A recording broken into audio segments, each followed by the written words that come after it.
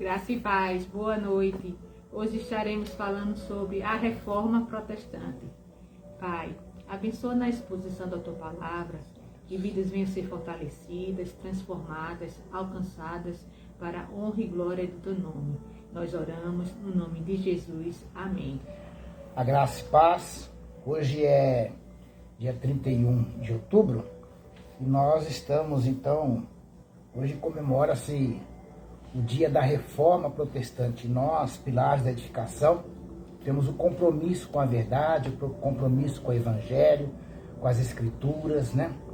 E temos o compromisso de transmitir a verdade e de dar ênfase a tudo aquilo que contribui para a proclamação do evangelho. Então, no livro de Romanos, Paulo escrevendo a sua carta aos Romanos, no capítulo de número 1, o versículo de número 17, diz assim: visto que a justiça de Deus se revela no Evangelho, de fé em fé, como está escrito, o justo viverá pela fé. Então hoje nós estamos comemorando aí, celebrando o dia da reforma protestante. Bom, infelizmente hoje muitos não dão ênfase a isso. Não sabem quanto foi importante. Lutero destacou a salvação pela fé. Nós lemos aqui, visto que a justiça de Deus se revela no evangelho de fé em fé, como está escrito, o justo viverá pela fé. Romanos capítulo 1, o versículo de número 17. Então, Lutero, ele destacou a salvação pela fé, em contraste da salvação pelas obras. A reforma protestante é muito mais do que um marco histórico.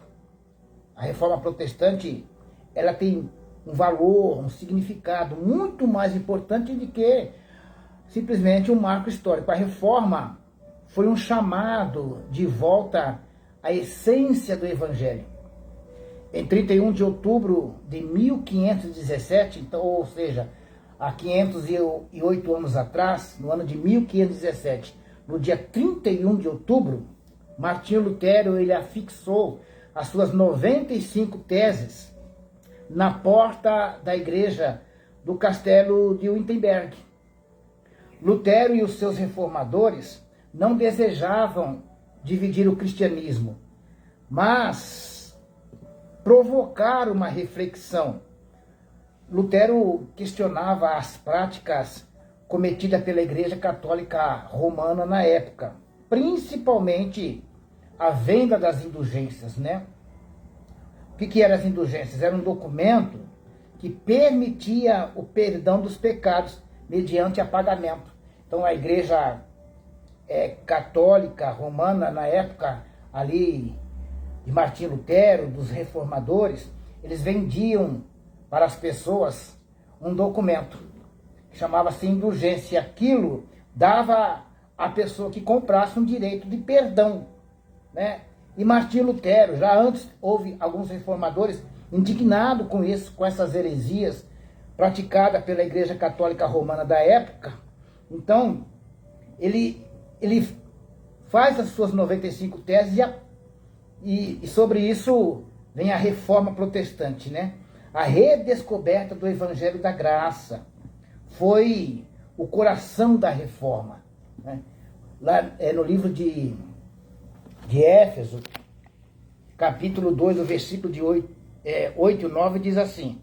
Você tem uma Bíblia, está lá em Efésios capítulo 2, o versículo 8 e 9, diz assim: porque pela graça sois salvos, mediante a fé, e isto não vem de vós, é dom de Deus, não de obras, para que ninguém se glorie. Então, vejam que os reformadores, Martinho Lutero, estavam indignados com a prática que a Igreja Católica Romana estava praticando na época, a venda das indulgências. E Martinho Lutero, ele vai defender suas teses, suas 95 teses. Ele vai usar justamente esse texto. Porque pela graça sois salvos mediante a fé, e isto não vem de vós, é dom de Deus, não de obras, para que ninguém se glorie. O que está falando aqui? Né? Que a fé né? A fé e a graça, essa graça nos concede salvação. E não a compra de indulgência, não um pagamento, não é por aquilo que você faz. Então, em cima da reforma protestante, tem 5 pilares. 5 pilares da reforma protestante, né? Que é conhecido pelas 5 solas, né? Eu creio que quem já estudou isso, já teve, ou quem já ouviu as 5 solas. Embora eu não vou falar aqui diretamente delas, mas são 5 pontos da reforma protestante, né? As 5 solas. O primeiro ponto, somente a Escritura, né? Somente a Escritura. A Bíblia é a única regra de fé e prática. Nenhuma tradução, doutrina ou autoridade humana pode sobrepor a palavra de Deus. Em 2 Timóteo capítulo 3, o versículo de número 16, diz assim, 2 Timóteo capítulo 3, o versículo de número 16, o texto nos diz assim, ó, toda a Escritura divinamente inspirada é proveitosa para ensinar, para redaguir, para corrigir, para instruir em justiça. Então, o primeiro pilar da reforma protestante é a Escritura, somente a Escritura. Só a Escritura, a base de fé, né? A nossa única regra de fé e prática é a Escritura. Não é o que a tradição diz, não é o que o homem diz, né? Não é o que o Papa diz, não é o que o homem diz. A nossa regra de fé, a nossa única regra de fé é as Escrituras. É a nossa regra de fé e prática, é as Escrituras. Nenhuma tradução, nem doutrina, nem autoridade humana pode se sobrepor à palavra de Deus. Então precisamos de manter firme este princípio das Escrituras. Agora, eu gostaria que você prestasse atenção no que eu vou falar e gostaria que você compartilhasse esse vídeo, porque é muito importante que você vá ouvir. Infelizmente, hoje muitos não divulgam a verdade, ou estão comprometidos com algum meio, que não tem coragem de falar a verdade, de levar a verdade, mas essa verdade é necessário que todo crente, todo aquele que tem o desejo de falar a verdade do Evangelho, saiba o que está acontecendo. Então, veja que há 508 anos atrás, Martim Lutero e os reformadores estavam comprometidos com a palavra, comprometidos com a verdade, mesmo que isso lhes custasse a própria vida. Agora, 508 anos depois, olha o que você vai ouvir, presta atenção no que você vai ouvir. A nossa regra de fé é a Escritura, somente a Escritura, é o primeiro pilar da reforma protestante. Bem, a Comissão da Educação e Cultura do Senado promoveu audiência pública nesta quinta-feira, ontem, na data de ontem, quinta-feira, dia 30 de outubro, ontem de 2025. Então, foi feita ali uma comissão, foi feita uma audiência pública no Senado, em Brasília. Para quê? Para decidir sobre a PL 4.606/2019. O que é uma PL? A PL é um projeto de lei, não é uma lei. É um projeto de lei, é algo que pode ser voltado e se tornar uma lei. Isso foi feito, isso que eu vou te falar, foi feito ontem, quinta-feira, dia 30, em Brasília. Foi feita uma audiência no Senado, ali, para decidir sobre essa PL. O que essa PL ela traz? Né? Que proíbe a alteração, a adaptação e edição. Supressão, o que é supressão? É eliminar ou remover trechos de um texto bíblico, ou de um texto, né? Apesar que alguns já andam desconstruindo alguma coisa aí. Bem, o perigo de haver uma intervenção do Estado, ou até mesmo o domínio, né? Se essa PL, se esse projeto de lei passa no Congresso, quem é que vai definir qual é o texto que nós vamos ler? Quem é que vai definir qual é a tradução? Veja que nós temos no Brasil, nós temos os protestantes, temos os católicos, temos os judeus que leem a Bíblia. Quem é que vai definir a Bíblia que você vai ler? Quem é que vai definir a tradução que você vai ler? É o Estado? A palavra de Deus, então, vai deixar de ser a palavra de Deus e vai passar a ser a palavra do Estado. Quem é que vai orientar isso? E isso abre aí um leque para quê? Para que as pregações sejam autenticadas pelo Estado. Ou seja, na igreja você só vai poder pregar o que o Estado determinar. Olha o perigo disso. Lá no livro de Isaías, capítulo 40, versículo de número 13, Isaías, ele diz assim, ó. Quem guiou o Espírito do Senhor, ou como seu conselheiro o ensinou. Então, quem guiou o Espírito do Senhor? A Bíblia, ela é a palavra de Deus. A partir do momento que o Estado, que o país começa a determinar qual é a tradução, qual é a versão que você vai usar, qual é o texto que você vai colocar aqui, deixa de ser a palavra de Deus e passa a ser a palavra do Estado. Então nós temos que observar o que está acontecendo. Nós temos que viver de oração, de jejum, para que Deus nos mostre as armadilhas do inimigo. Essa PL, esse projeto de lei, essa PL, se for aprovada, mas não vai ser aprovada, mas se for aprovada, olha o perigo. Tudo aquilo que lutou-se pela reforma protestante. Olha o perigo que está acontecendo. Inclusive, teve alguns teólogos lá apresentando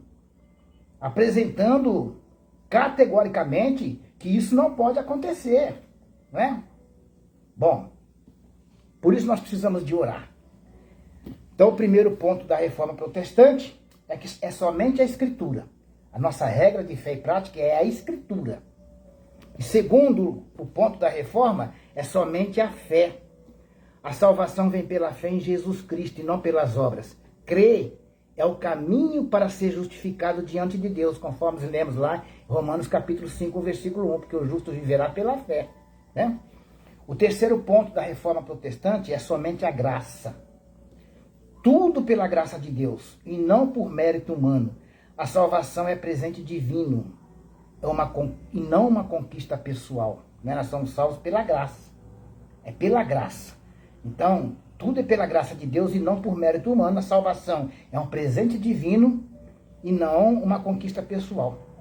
O quarto ponto da reforma protestante aqui, né? Quarto pilar, é somente Cristo. Jesus é o único mediador entre Deus e os homens. Não há outro caminho para a reconciliação. No livro de Atos dos Apóstolos, capítulo 4, o versículo de número 12, o texto diz assim, Atos capítulo 4, versículo 12. E em nenhum outro há salvação, porque também debaixo do céu nenhum outro nome há, dado entre os homens, pelo qual devamos ser salvos. Então veja que é o que diz a palavra de Deus, né? Somente Cristo, só existe um Salvador, só há um caminho, né? Eu vou ler aqui na linguagem de hoje, capítulo 4, versículo de número 12, diz assim, a salvação só pode ser conseguida por meio dele, pois não há no mundo inteiro nenhum outro que Deus tenha dado aos seres humanos, por meio do qual possamos ser salvos. Ou seja, não é José, Pedro, nem Maria, nem João, a salvação, o caminho, a salvação somente por Jesus, somente Cristo. Esse é o quarto ponto, o quarto pilar da reforma protestante. O quinto pilar da reforma protestante é glória somente a Deus. Glória somente a Deus. Então, primeiro ponto é somente a Escritura, são 5 solos, né? 5 solas. Somente a Escritura. O segundo somente a fé, né? O terceiro, somente a graça. O quarto, somente Cristo. E o quinto, glória somente a Deus. É o quinto pilar da reforma protestante. Toda glória pertence exclusivamente a Deus, por meio da criação, da salvação e da vida cristã. Esses princípios continuam sendo farol para a igreja contemporânea. A reforma teve grande impacto na sociedade. Foi muito além da teologia. A reforma protestante não está só ligada ou presa somente à teologia. Ela foi muito além da teologia. Trouxe um grande impacto para a sociedade. Após a reforma, a Bíblia passou a ser traduzida e distribuída na língua do povo. Antes da reforma, somente os sacerdotes ali, os padres, os papas, os padres, é quem liam a Bíblia, né? Até pouco tempo atrás, no Brasil mesmo, os católicos, as missas eram feitas em latim. Quem não conhecesse o latim, nada entendia, né? Mas depois da reforma, né, a Bíblia passou a ser traduzida e distribuída na língua do povo. O povo passou a ler a Escritura, conhecer a Escritura, verificar se aquilo que estava falando estava exatamente na Escritura. A reforma contribuiu para isso. A reforma contribuiu com movimentos de renovação espiritual. Os grandes avivamentos que houve, foi depois da reforma, né? A reforma contribuiu para isso. Não que antes não houvesse, mas os grandes avivamentos que nós temos conhecimento se deu depois da reforma, né? Contribuiu aí para uma renovação espiritual em vários países. Devemos manter a mesma essência, levar o povo à centralidade da palavra. Foi essa a ênfase aqui da reforma, levar o povo para a palavra, para o centro da palavra, conhecer a verdade, ser esclarecido na verdade, né? Então, e a simplicidade do evangelho, sem acrescentar nada no evangelho, sem ficar acrescentando coisas, né? A palavra de Deus ela é suficiente, é poderosa para tudo. A reforma protestante continua a inspirar crentes autênticos a viver pela graça de Deus, mantendo a fé em Cristo, buscando a verdade nas Escrituras. Fomos chamados para manter viva a chama da reforma protestante, anunciar o evangelho, anunciando todos os dias, em todo tempo, em todo lugar o evangelho, vivendo e fazendo tudo para a glória de Deus. Então, esses são 5 pilares da reforma protestante. O impacto que ela teve no mundo, a importância, né, de levar as escrituras para o povo, ser traduzida na língua do povo, para que o povo pudesse ler, compreender o que estava falando aqui nas escrituras, levar as pessoas de volta ao verdadeiro evangelho. Cristo é o Senhor de todas as coisas. A salvação é pela graça, mediante a fé e não por obras. Então, esse é o ponto da reforma protestante, né? Somente as escrituras, somente a fé, somente a graça, somente Cristo, glória, somente a Deus. Eu gostaria que você compartilhasse com um número maior de pessoas sobre isso. Você que tem um compromisso com a verdade. Você que foi liberto, transformado, renovado pelo poder de Deus, né? Leve isso adiante do que você ouviu, para que possamos orar, nos ajude em oração. Porque ontem, eu volto a falar, ontem, dia 30, no Senado, foi feita ali uma audiência, né, na Comissão de Educação e Cultura, uma audiência pública, né, para decidir a PL 4.606, que proíbe a alteração, adaptação e edição das escrituras. Então quem vai governar o Estado? Quem vai decidir o que vamos colocar? Quem vai decidir qual é o texto? Quem vai decidir no hebraico, no aramaico e no grego a tradução? Quem vai decidir o Estado? Vão decidir o que nós vamos pregar na igreja, que você deve ou não ler? Que texto que você deve ler? Que texto que você não deve ler? Agora é o Estado que vai decidir? Então, está aí. Eu costumo falar que nós temos que orar, porque o inimigo, ele vai aprontando, ele vai, né, pelas beiradas, se aproximando, né? Mesmo que quem fez o projeto tenha tido boa intenção, mas eu afirmo categoricamente que de boas intenções o inferno está cheio. Não basta ter boas intenções, tem que saber se essas intenções estão pautadas com a verdade, estão de acordo com a verdade, né? Quem governa a igreja é Cristo, é o Senhor, não é o Estado. Quem decide o que deve falar para a igreja é o Espírito Santo e não os governos terrenos. Então, precisamos de orar. Eu te peço mais uma vez, compartilhe esse vídeo para que mais pessoas saibam da verdade e peçam a Deus, ore a Deus para que Deus levante pessoas que tenham coragem de pregar a verdade, que estejam com os ouvidos abertos em oração para buscar essas verdades para trazer para o povo de Deus. Que possamos orar para que essa PL, esse projeto de lei que querem decidir, né, alteração da Bíblia, adaptação, as edições, qual é o critério que vão usar, né? A nossa regra de fé é a Bíblia, isso aqui, ó. Ela é a palavra de Deus. Eu quero orar por você. Senhor, te agradeço pela tua palavra, pela orientação. Te agradeço também, Senhor, porque o Senhor levanta homens de coragem, com o coração transformado, homens que são dedicados à tua palavra. Assim como o Senhor levantou os reformadores, assim como nasceu no coração desses reformadores e levar o povo a voltarem para a palavra, não a seguirem pretextos de homem nem heresias. Eu peço a Deus que mais pessoas sejam levantadas com esta coragem, Espírito Santo. Peço também desde já, Senhor, que esse projeto de lei não prospere. Que esse projeto de lei ele venha a ser arquivado e esquecido para sempre. Porque a tua igreja é dirigida pelo teu Espírito. E ninguém pode mudar a tua palavra, Senhor. Porque a tua palavra é a única verdade. Ela é a base para uma vida cristã. Te peço, Senhor, que nos ajude neste momento a levantar mais pessoas que tenham coragem de compartilhar este vídeo para que outras pessoas conheçam esta verdade que está acontecendo e sejam levantadas a orar, a jejuar. Porque sabemos que o inimigo se levanta para que não possamos pregar a verdade, mas que pessoas venham ser encorajadas. Eu oro também neste momento, ó Senhor, pela nossa nação, que haja paz, que todo esse espírito de rebeldia, que todo esse espírito, Senhor, que vem atuar contra as famílias da tua nação seja repreendido em nome de Jesus. Eu oro por aquelas pessoas, aquelas famílias